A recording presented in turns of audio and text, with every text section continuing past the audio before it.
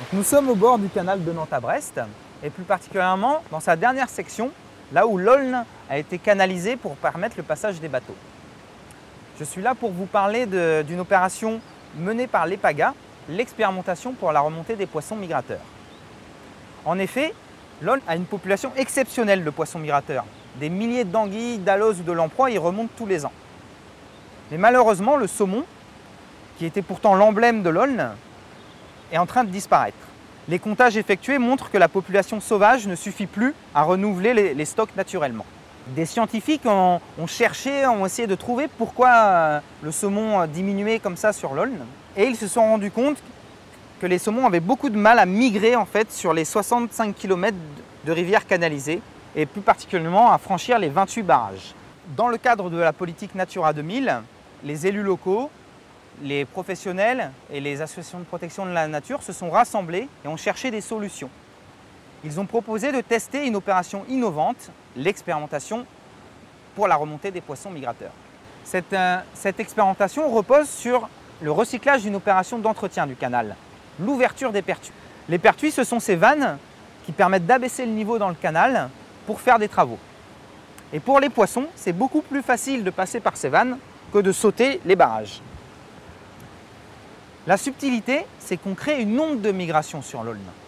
On commence à Châteaulin en ouvrant les 2 premières vannes pendant quelques jours, puis on ferme la vanne la plus en aval et on ouvre la vanne qui est en amont.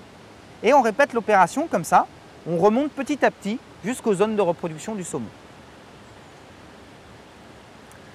Pour être efficace, on réalise cette opération 2 fois par an, une fois au printemps, une fois à l'automne.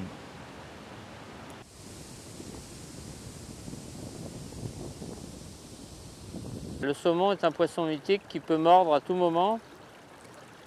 Il peut ne aussi pas mordre, évidemment. On a toujours sa chance, enfin bon. Là, actuellement, nous sommes en période automnale, donc c'est-à-dire en no-kill. Il faut relâcher le poisson. On se dit pêcheur de saumon, mais des gens sont restés 4, 5, 6, 7 ans sans ne rien prendre, en pensant que quand ils avaient pris leur premier saumon, ils se disaient « ça y est, j'ai compris comment que ça fonctionne ». Mais c'est jamais gagné. C'est ce qui fait le charme de la pêche au saumon d'ailleurs. Si on en prenait à chaque lancer, on serait vite blasé. Cette opération est aussi positive pour l'entretien du canal. En effet, l'EPAGA et le SMATA, qui gèrent les opérations d'entretien, se sont coordonnés pour faire les travaux en même temps que les ouvertures pour les saumons.